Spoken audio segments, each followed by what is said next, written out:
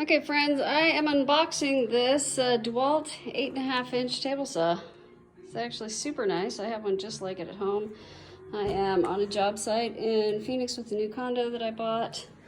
And I actually bought this used, but I'm going to show you how to unbox it. So on the side, there's your safety guard right there.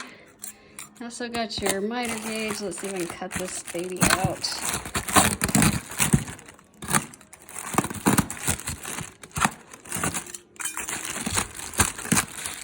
I can't cut this out with one hand. Next time I travel, I gotta bring my tripod. Alright, there she is. Isn't that beautiful? Alright, so I'm going to take the foam off of both sides.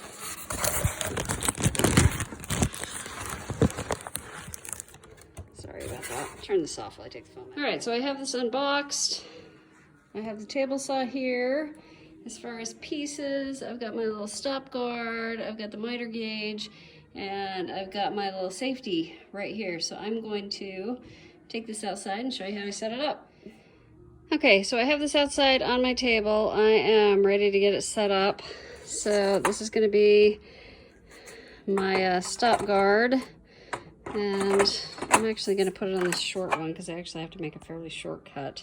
So it just pops in right here on these little black things, right? And that's going to determine which tape measure you're going to use. So then to put it down, you're going to put both of these down in the front and in the back. All right, so I got that clamped down, right? And then I'm going to put on my safety blade. So in order to do that, I have to first take the cover off. So the cover has a little thing that it says you just put it to the right, and then there's a little finger hold that just picks up.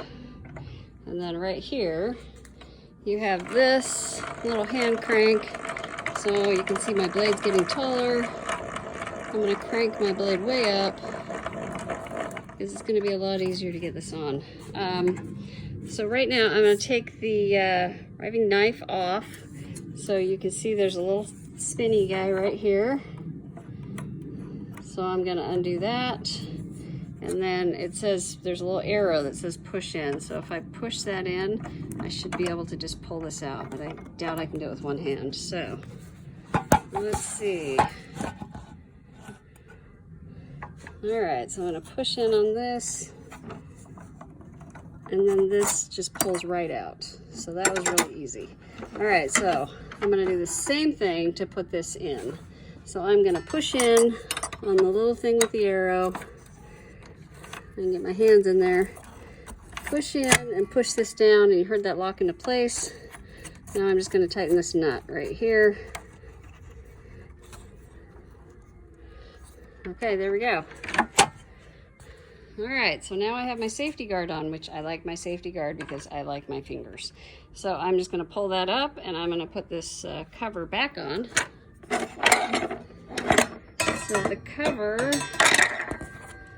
you can see that the cover just slides right into place.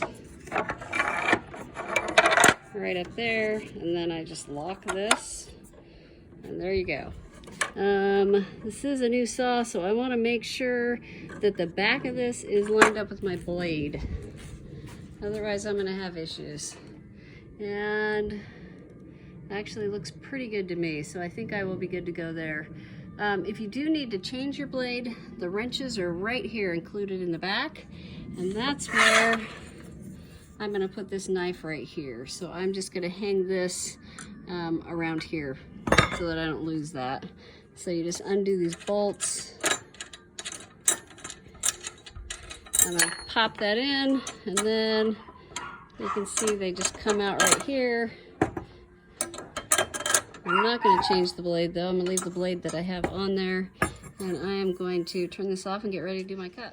Alright, so I'm back on here. There's a knob right here and a lever right here. This lever locks this so it won't move. So when I unlock it, I need to pull the lever up, and then I'm going to turn this. So this is going to be my yellow ruler on here, and I've decided that I want to cut 1 inch off of each side. And it doesn't have to be, if it needed to be exact, I would measure the distance from the blade to my fence, but about 1 inch is going to work for me. So I've got that set on 1 inch here, and then I'm going to come back here and I'm going to lock the fence. That's going to keep that there. You can see that with my blade guard on here, I really can't cut much less than 1 inch without having to take this off. But 1 inch, we'll see if I can get away with that. Might be a little tricky. I probably have to pull it out the back, but that's okay. We'll see how that goes. So I'm going to go ahead and cut this